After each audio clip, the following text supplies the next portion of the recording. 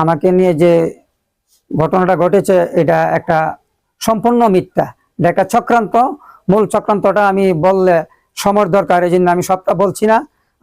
বহু লোকে বুঝতে পারছে, আমার সাথে যোগাযোগ হয়েছে এবং আমাদেরকে হেয় প্রতিপন্ন করার জন্য এই কাজটা করছে আমার ভাই মাওলানা জয়নুল আবদিন, বাংলাদেশের প্রবীণ আলেমদের মধ্যে একজন, বড় জাতীয় মসজিদের ইমাম, এবং আমার ভাতিজা মাওলানা মুবারকুল্লাহ কাশিমি, এবং দলকে এই প্রতিপন্ন করার জন্য যারা পুশ করছে তারা মূলত স্বৈরাচারের মানে মূল কয়েকজন লোক গণজাগরণ মঞ্চের একজন ছিল, নাম আমি আর বলছি না। এই মূলত 3 জন লোকে প্রচার করছে এবং আন্তর্জাতিক একজন ডাকাইত আছে এই দলের মেঝে, যারা প্রচার করছে বাহির থেকে। এই ধরনের কয়েকজন লোকে প্রচার করছে, এটা তাদের দ্বারাতে হচ্ছে এবং তারাও এটা চক্রান্ত করে আমাকে সাজায় এখানে নেওয়া হচ্ছে। ইনশাল্লাহ আমি বুকে হাত দা বলতে পারো, এই ব্যাপারে আমি কোনো কিছু জানি না, আমাকে নিয়ে এখানে স্বীকার করানো হচ্ছে।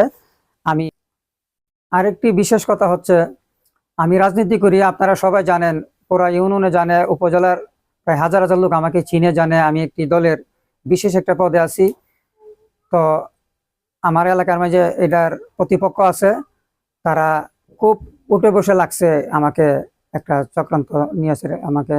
আমি তীব্র নিন্দা জানাচ্ছি পুরা দেশবাসীর কাছে।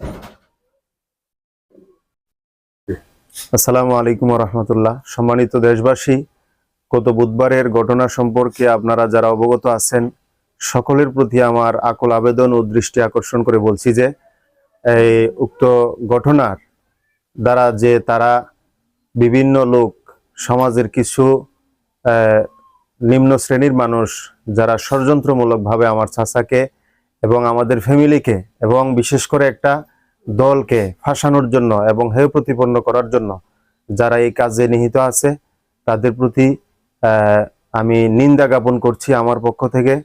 আল্লাহ তাআলা তাদেরকে হেদায়েত দান করুক এবং আমাদের সকলকে যেন আমরা সঠিক পথ বুঝে এই পথ থেকে ফিরে আসতে পারি, অন্ধকার জগৎ থেকে ফিরে আসতে পারি, আমরা যেন আলোর জগৎ খুঁজে পাই এবং সঠিক পথ এবং সঠিক মতে যেন আমরা চলতে পারি এবং আমাদেরকে যেন এই ষড়যন্ত্রের শিকার থেকে আল্লাহ তাআলা মুক্তি দান করেন। সকলে আমাদের জন্য দোয়া করবেন ইনশাআল্লাহ।